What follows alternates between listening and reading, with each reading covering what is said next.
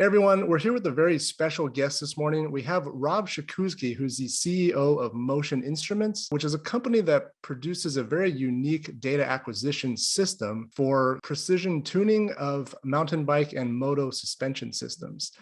Thanks for joining us, Rob. Did I miss anything there in that little intro? Nope, I think you got it.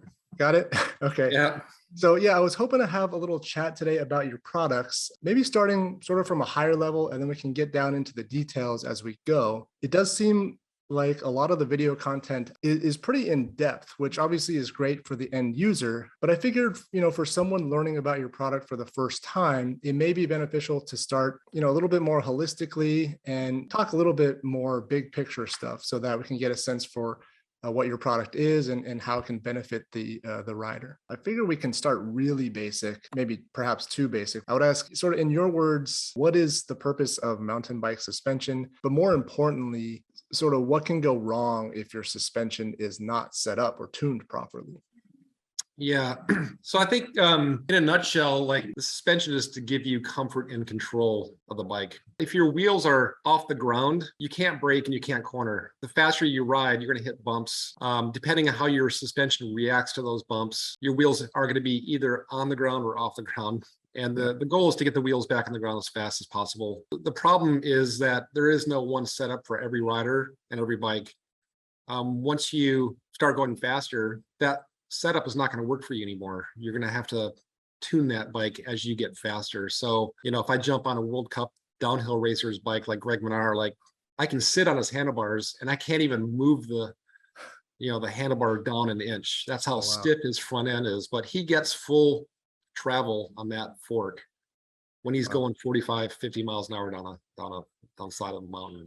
So then obviously the follow-up question is, at its core, what is the Motion Instruments product and how can it address those issues with suspension setup and tuning? Motion Instruments, what makes us different is that we know what the bike is. We know the leverage ratio, the rear shock, the rear triangle. We know the head tube angle. So we quantify how the bike interacts with the ground. Even though we're measuring the shock, even though we're measuring the fork, we do calculations to quantify a bike. So when you look at our analysis, it's of a bike. It's not just, sensors on a shock or a fork. Right. And so we quantify the bike, and you really need to have all that stuff in the analysis. If you don't have leverage ratio of the bike incorporated with the shock data, like you're not analyzing anything. You're just, you're guessing still. Yeah, right. So just to be clear, the system itself is basically, it's like these, right? It's one for the front and one for the rear. This is a rear one here. It's essentially what's called a linear potentiometer. Correct. And you basically just measure a different voltage depending on where this is in its stroke. And so what you end up doing is you find a way to mount these to both the shock and for the front fork. And as you ride down the mountain, right, your suspension's compressing at different rates of speed, it's expanding at different rates of speed. This sort of data logger is just capturing all of the physical displacement. And then with that data, along with a timestamp, you can do things like calculate the velocity, right? Just based on the position. You can do things like calculate the rebound rate and the compression rate. And it's all based on the position data. Is that right? Yeah. What velocity tells you is kind of instantaneous speed throughout the stroke. And so we're interested in where are you achieving max speed in your stroke? And the reason you might want to know that is, hey, I just hit a bump and I just hit maximum speed right before it bottomed out. You'd kind of want to know that. Right. If you hit maximum speed at 50% of the stroke, well, that's kind of how the damper should work. You're going to hit a bump, the damper's going to start to slow you down. Hit max speed around halfway through, and then it's going to start slowing down to zero, and then it goes and turns into a rebound. So, a big part of our product is just taking all of that raw data and turning it into statistics. Like the very first thing we wanted to know is how many compression strokes did I have in a ride? We would go through the data and try to figure out, okay, where's the local minimum? Where's the local maximum? What was the distance of that stroke? And then we wanted to know, okay, well, what was the velocity of that stroke? So then we started, we just started doing basic things with the data. And it was probably, I don't know, 2.5 years before we actually quantified how to balance a bike. And then we started testing, blind testing that with riders. And we wanted to see if it was really a thing, or if it was just, it was like a thought experiment that we quantified with math. We didn't know if it worked or not. So we had to do blind testing with riders. Which riders have you worked with, and what did those blind tests show? We've worked with tons of riders. I think one of the first ones we rode with was like Brian Lopes we worked with him quite early on. Mm-hmm. Greg Menard was our very first pro downhill World Cup rider. We basically discovered the algorithm working with Greg in 2018, I think, early 2018. All the World Cup riders, like probably in the top 10, we're probably working with 10 of the top 10, like the Common Sol team, they use our system. The Trek guys use our system. The Specialized guys are starting to use our system. So yeah, pretty much everybody, a lot of people are using ours, and some people are still doing their own thing with their own systems, but they're migrating to ours because it's just so much easier to use. And we've, there's all kinds of just regular everyday riders using our stuff too that buy a system from us, and then they, sometimes to recoup their costs, they'll rent it out to their buddies. And yeah, I was going to say that one of my questions was, it's pretty clear that, the top echelon of pro riders definitely benefit from it, but could a beginner to intermediate mountain biker see any benefit from it? Or, are they better served just working on their technique, regardless of what their setup is? I would, I highly recommend getting a mountain bike coach and just doing some technique work. How to weight the pedals, how to get your heels down, and how to, descend, down hills, and how to corner. Like, it's a very basic thing, but it's once you learn how to corner, like you can just go faster. So I think I would spend the money on coaching to start. I mean, I wouldn't be trying to tune my bike and get it balanced if I'm just a beginner. Yeah. So, for a bike like what I have just, displayed up here is like the Polygon. This has a pretty basic suspension setup. No high or low speed anything. Basically, it's basically just compression and rebound. For a bike like this, even if you are intermediate and you want to explore different setups, does a Motion Instruments system, would that benefit this type of setup, or do you really need all the knobs? No, you'll benefit. I mean, like, I think the most important thing is just getting your dynamic sag correct so that your suspension's in the right position when you hit the bump. And then I look at rebound. You kind of want to know if your rebound's too slow. Yeah. If it is too slow and you're already open at that point, then I would say, you may want to revalve the rebound circuit to make it faster, especially if you're light. I've heard this maybe indirectly from a number of different sources, but generally speaking, do you find that people have their rebound set a little bit too slow on average? I think so. Yeah. I mean, one of the first blind tests we did was with the EWS racer, and his setup was way too slow. And so I just started opening it up. And I would say halfway through that process that he started begging, like, okay, what did you do to my bike? I'm not going to tell you what we did to the bike, but does it feel better or worse? And he's like, yeah, it feels way better.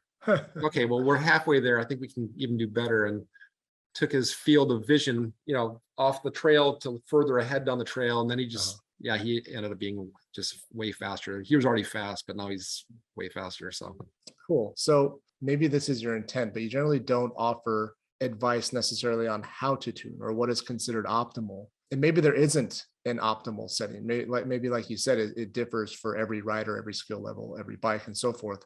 But if you buy one of these systems and you have all of the data, are there any tips or general guidelines for the process of what you should be looking for? Yeah, I mean, I would say first thing, just like use it to check your static sag before you ride the bike, and then look at your dynamic sag.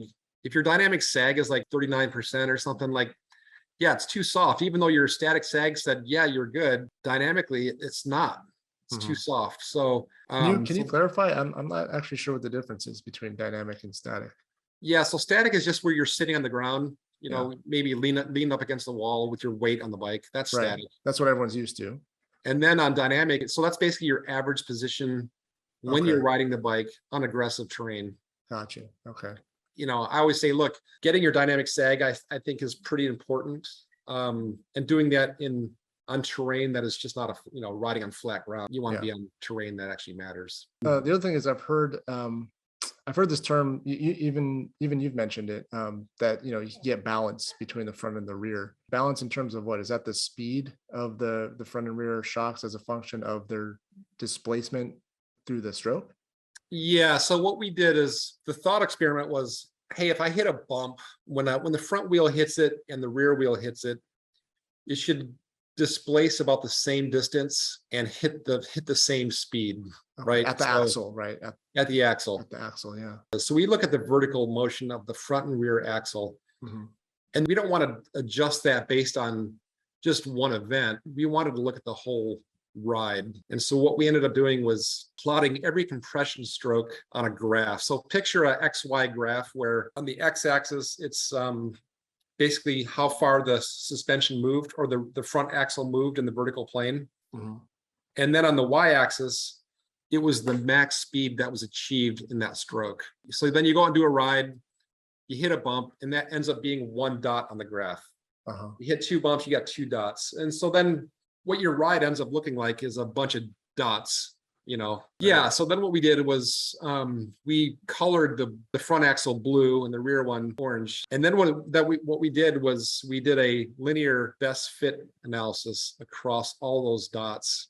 So you end up having a best fit line for the fork and the one for the shock. And then when those two lines line up, you basically have a balanced bike. Yeah. So what it means is that your bike basically hit the same bumps on the same ride. And when you do that linear analysis, it kind of means that, yeah, on average, throughout the whole range of the stroke, like long strokes, short strokes, they're all kind of at the same speed for each individual bump. Okay. And if you want to change the slope of either of those lines, you can like speed up or decrease the compression speed or the rebound speed for those lines to line up. And they do, you can get them lined up. And so that was the thought experiment. It's like, okay, well, mathematically, this looks like a balanced bike based on this algorithm that we did. Uh-huh. Then we started working with riders and said, okay, we're going to balance your bike. And we did blind testing. And so what we found is that when people got to experience a truly balanced bike, they were just able to ride with more comfort and speed and hit, better lap times on their favorite runs.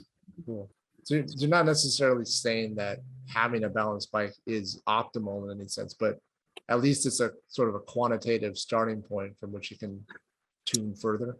Yes. We think it's important that the rider understand, learn their bike, learn the data. If they don't understand the data, there's a manual, you can read it, and it's pretty straightforward. The concepts are not hard. Once you learn, what the data means and the intent behind the graph and why we, drew the graph the way we did, once you understand that, we think it's like having a sixth sense, right? Yeah, I can feel the bike, I can see the bike, I can, everything you can do with your normal senses, but now you have data that gives you this extra quantitative view of your bike. But people try to make it sound like, oh, it's witchcraft, it's voodoo. It's not. It's super. It's math and it's easy to understand. And like, well, it's not like the end user doesn't actually have to do any math. You've taken all that stuff out of it, right? The end user just gets to look at the pretty graphs and look at the end result. So I don't know if, oh shoot, this is kind of opening a can of worms here, but as many of you know, I do teach engineering courses at a university here. And part of what I did last year was I worked with Rob and some of my students, kind of learn about mountain bike suspension, learn about the kinematics, the tuning, just the linkages and everything mechanical that goes into making a mountain bike do its thing. Rob was generous enough to send us one of these units, and one of the groups worked with this system over the course of the last year. And Rob, in that report that I sent you, their final senior project report, there was some data in there, and in that data was a table. And one of the experiments they did was they took a known, the trail is called Lynx in Aliso. They had the motion instruments system set up, and they essentially ran 5 different experiments, so 5 different runs of each of 3 different categories. And the first category was basic, just out of the box tuning. So everything was set to how it would come straight from the factory. And they wrote it like that. They recorded all the times. And then they tuned the bike how he thought, like how he would normally tune a bike based on feel and based on, just whatever, how you or me would tune a bike without this setup. And then he did 5 more runs of that, recorded all data. Then lastly, they used the motion instruments data acquisition to actually balance the bike mathematically, which was very counterintuitive for him. And then they did 5 more runs of that, recorded all the times, and I'll put it up on the screen now. If you look at the table, the lap times where they used the motion instruments data acquisition they were substantially faster. And obviously these weren't blind tests, but I mean, he shaved off 10, 20 seconds off of a Like minute. 25 seconds. Yeah. Yeah, off of a minute and 40 lap time, which the critics will say, well, he just, that was probably his 15th lap down that trail. He probably just got used to it. But this is a trail system that's in his backyard. So he rides this, daily. So he knows the trail really well. That kind of benefit, is that typical of what the customers see? Yeah, I think so. Like I said, with the data, it's not intuitive to come up with some of these setups. I mean, I've seen setups where the rebound is all the way open and it's still probably too slow, but it's as fast as they can make it. Cool. Yeah, I think, those were most of my questions. I mainly wanted to give our viewers here, like, someone who may never have heard of this system, just sort of an introduction to what it is and what it can do. There's a ton more information on the website, including some videos, I think both by yourself, by the company, as well as sort of third-party media outlets like Vital MTB has a really good video about their experience with this system. So definitely check those out. You just jogged a memory. So you said Vital. So I did do a day up at North Star with Brandon Turman. I don't think he's in the industry anymore, but his bike, we had set it up at North Star, and we did in about 5 runs. We were doing the same lap over and over again, and we ended up making some pretty big changes to his bike. And then at the very last run, he was like, okay, well, I'm going to put it back to where it was and see if how it feels. And it was funny because at the very end of that run, he got down to the bottom and said, bike's unrideable. It definitely does make a difference. And if you are competitive, you want to get faster, then I think beg, borrow, or rent one of our systems or buy one if it's really serious. Yeah. I'll be honest. When I started messing with this system, I felt a little bit overwhelmed with all the data that is available. But I think, like what you said, if you kind of go down this process of setting your static sag, dynamic sag, and looking at the balance, that's probably a good starting point for most riders. Yeah, right? I think so. Yeah. Okay. Well, really appreciate your time this morning, Rob. I hope everyone enjoyed this talk. Thanks again for joining. Yeah, thanks. I'm glad the system worked out for you guys. So Yeah, thanks so much. I'll talk to you soon. cool. Thanks. All right. Bye.